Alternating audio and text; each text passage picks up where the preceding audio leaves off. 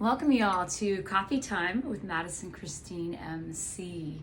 So today I want to talk about fitting in, trying to fit in versus truly forging our unique selves and who we are on this planet.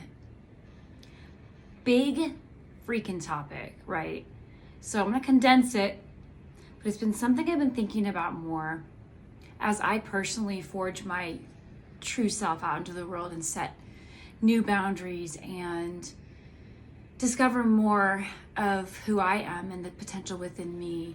And in this process, of course, empowering that in the clients I work with or in anyone in my life that I am close to and care about.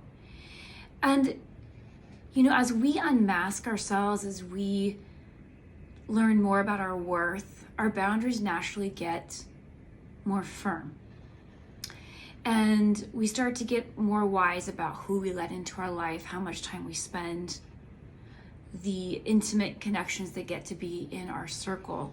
Because the people we let in is a measure truly of what we feel about ourselves inside. And this trying to fit in, well, any of us born on this planet, no matter how much we've come in knowing ourselves or having a sense, it's exhausting. And it's worshipped in a sense to look like this person or get this job or have this status or this money. And there's so much these days, especially freakishly based on the outer look of someone. The makeup I call every day is like Halloween in this world now. You don't really know what someone is. The masking is so thick.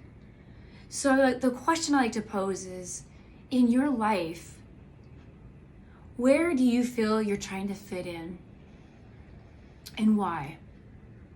And underneath that, when you break it down, look at the friends in your life. Who are you really comfortable to truly say no to show your true self with?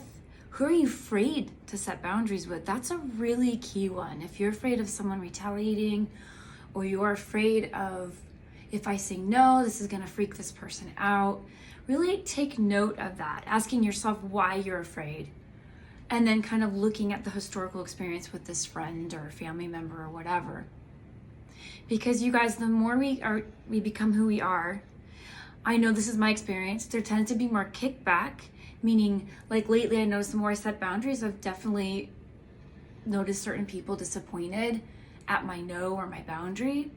Yet I also didn't abandon myself in those moments where I used to. And I also gave a gift to the person around, to the friend, to the colleague. Because what happens when we don't do that? We build resentment and it becomes disingenuine. And I know for me growing up, I always felt different, and not in the way that I mean like narcissistically special or something, but I felt different. I wasn't someone who wanted to be drinking at the party much. I wanted to go home and get my sleep. I wanted to write. I had this very deep side of me that I needed to fill up. So I think, and I remember I look back and I was like, whoa, my biggest masking though was part of who I was to, be that trackster, be that athlete. And that is a definite part of who I am. But I also did have a way of hiding behind that because the sensitivity that I carried in life was just so intense. And I was afraid of not fitting in. And fast forward to today, I'm using that as my whole work, my career and purpose. What is yours? What's something inside of you that maybe has been, often the gifts we have, often those most precious things have often been ridiculed or they've been teased. Like maybe you've been told you're weird or you're awkward. And often people that do that, their insecurity came and projected onto you. Then you took that message as there's something wrong with me, when that was the very thing that was your thumbprint in this world. So this conversation can go so many places. It's definitely the most powerful message that I want to convey in this is encouraging your genuineness, your boundaries. Find the people that really, really honor them.